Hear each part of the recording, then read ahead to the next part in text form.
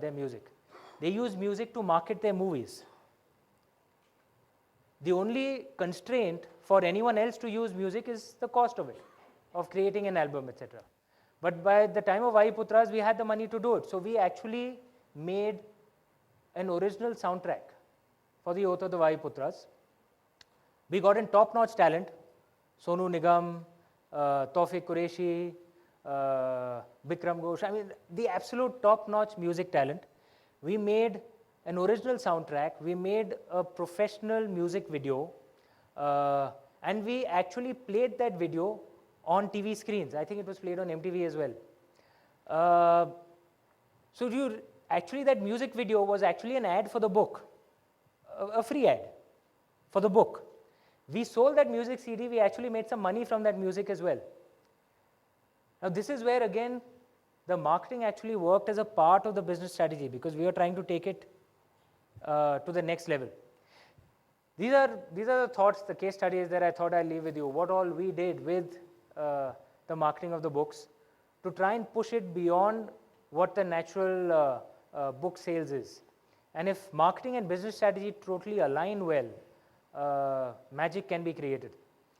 And if you have to make your marketing work, you must remember that it must connect deeply to emotions of your target audience. If you research an ad to death, it's going to die. It'll become so rational, they'll not connect anywhere. So you have to find that balance between logic and science and keeping emotions alive as well. Like I said, people never forget how you make them feel. That normally remains in your mind. When you meet the next guy again, you'll start with that same emotion. People never forget how you make them feel. That's a thought that I want to leave with you guys with. That's thought starters. Is there any questions? And then we're going to do our panel discussion, I guess. So for a short while, 10 minutes, if there's any questions. Sure.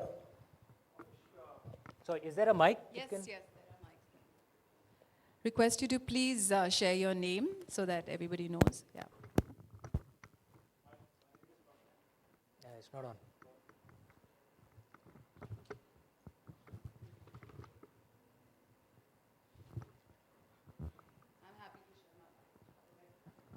Technical रुकावट के लिए खेद है.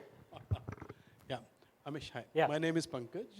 I'm a friend of Anurag's, work with a Dutch multinational. My question is, it's nice to be touching the heart, living a good feel. Another thing in marketing or any other aspect of life is, what's the substance? Now, if you were to talk about your books specifically, and as a very dispassionate as you can be, how beautiful was the subject that you chose? How beautiful was your writing style, or, so how was that part? Thank you.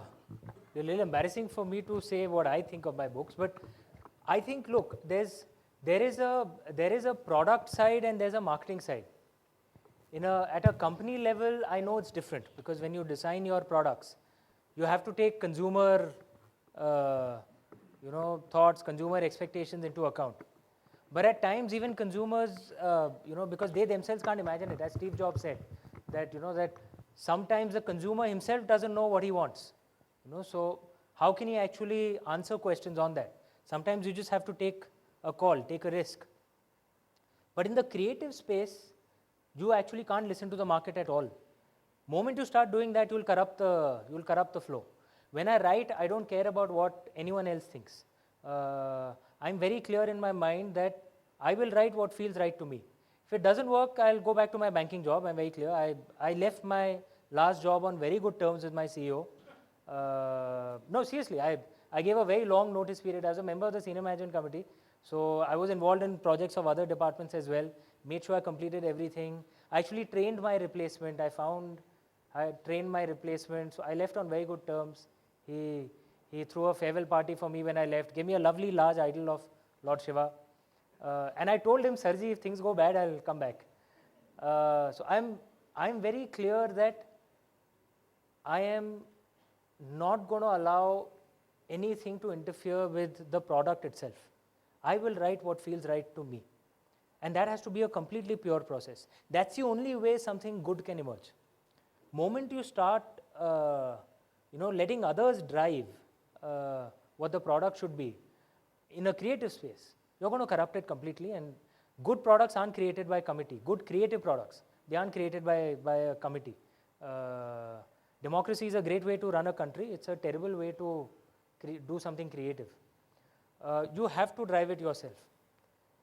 That for me is the way creative process also works. But perhaps it comes into the way companies work as well.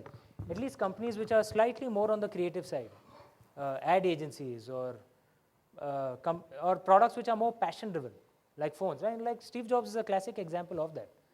And he didn't do any market research to decide what should be in his product. He would just take instinctive calls that this will work and that I know my consumers will like it. So that ability to take a risk should not be forgotten. Often entrepreneurs work, the best innovations come from small entrepreneurs rather than large companies, because the greater ability to take a risk is there with small guys, because the cost of a mistake is not that high. The way good creative emerges is when you're willing to take a risk. So a creative head of a television channel at one point in time told me that constant mediocrity is actually valued more than individual sparks of brilliance. And that's how I think a lot of the creative spaces that we are dealing with today are dealing with things like that, because people are not ready to take a risk. By the end of the year, you've got to, crunch the numbers and you've got to be there. So as long as you can deliver this much, that's fine, and, move on with it. Amish? Yes, please go ahead, introduce yourself. Yeah, I'm Pavan Chaudhary. Right. And I come back to what you touched just now. Do you miss sometimes being a banker or, let us say, in a consulting capacity? Second question, you're very well read, and you would have also read that the greatest of marketers don't praise their marketing, but more the product and the quality and the R&D, etc.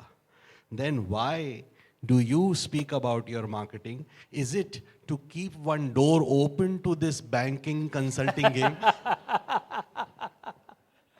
Okay, so am I missing my banking job? Or actually, my last job was in a life insurance company. There's this American film director called Woody Allen. Have you heard of him? Yeah, he makes fantastic movies. So he'd apparently made this statement once that there are things worse than death. Have you ever spent an evening with a life insurance guy? So I was in that industry. It's not the kind of industry where you get up in the morning and say, yeah, I'm going to the office. I mean, frankly, no. But look, it pays the bills, okay? It pays the bills. So I didn't resent that job. Like I said, I come from a humble family. The kind of job, the kind of career that I had allowed me to, to meet my responsibilities, have savings, and lead a kind of lifestyle that was frankly beyond the dreams of, beyond my dreams when I was growing up. Do things for my parents that they wouldn't have ever dreamt of. So no resentment against that job, but look, I mean, it's life insurance. Writing is, I'm one of those lucky guys who gets paid to do what he loves doing. So, so this is like living a dream, so don't wake me up from this dream. As far as talking about marketing is concerned, look, this is a marketers conference, so I should speak about marketing. But look, seriously, I speak about my book and I speak about marketing, and the reason I do that is there's an unfortunate tendency in the publishing industry. It exists in a few industries. There's an unfortunate tendency in the publishing industry to look down on marketing. That marketing is somehow, like wrong. A product should sell on its own strength. In the real world, that actually doesn't happen. Let's be honest. I read at minimum at least 4 or 5 books every month. I've been reading at that pace for decades. I can give you a long list of books which should have been bestsellers, but they weren't marketed properly. So, you could have liked a book, but you haven't heard of it, so how the hell will you buy it? So marketing is crucially important. That should not be forgotten. So. Hi, Rajulia. Hi. I wanted to check, I'm very keen to know the times that your manuscript actually got sort of, when guys didn't like it, what sort of kept you going, and what did you think about the people who actually rejected the manuscript? No, you're being very polite when you said that the guys didn't like it, because most people didn't even respond why they rejected, but some of them who responded were very vociferous in why they were rejecting it. So one guy had actually told me that, look, you're writing a book which is based on a religious theme. You know, the youth are not interested in religion, so you've alienated the youth segment. Then they said you're writing your own interpretation on a deeply revered God. So the older religious people will also not like your book. And they said then you're insisting on writing in modern, easy Indian English rather than British Rajila English. So you've alienated the literati as well. So they said you've alienated every single reader segment. Who the hell are you planning to sell to? So I remember I had said that I hadn't done market research and wrote the book. I just went ahead and wrote. I think what kept me going was, and in some ways, really, this was an eye-opener for me, that if something is so deeply personal to you, then you don't really care what others think about it. And in that sense, there's this lovely line in the Bhagavad Gita, Karmanyavadikaraste ma phaleshu kadachana. All of us have heard of it, but not many of us truly understand that line. It means, you have the right to do your karma, but not the right to the fruits of your karma. And often we interpret that to mean, that you should become a fatalist. Jo bhi karega, Bhagwan karega, apne haath upar kar do. But that's actually not what Lord Krishna is trying to tell us. What he's trying to tell us is if you're detached from success or failure, then you're unstoppable. Because failure can fill demotivation in your heart. That can stop you. Success at times is more dangerous than failure because it fills pride in your head, and that can also distract you. So if you actually love what you do so much that you don't care, or perhaps a better word would be you're detached from what others think, then you're unstoppable. Yeah, nothing can stop you. You'll just do the best that you can do. Aage jo hoga Bhagwan ke upar hai, but you'll do the best that you can do. That's the way I approach my book. Thanks. And the Amisha- guy who actually told you that you shouldn't be writing on this subject, did you manage to have a word with him after the first book came out? No, all of them are friends now. Obviously, for obvious look, reasons. I mean, look, it's wrong of me to judge. Look, hindsight vision is 20/20. Yeah. Of course. So when they made this decision, books based on mythology weren't selling, so one can't fault them. Look, I come from the banking industry. We all know the chaos that mistakes from bankers cause, right, for the entire world. So who am I to judge others? It's a part of life. Some decisions work, some don't. Part of life. So Amish, are you truly detached with the outcome of now the Ramachandra series? Yeah. Yeah? When I wrote my first book, I was very clear. I'm going to write what feels right to me.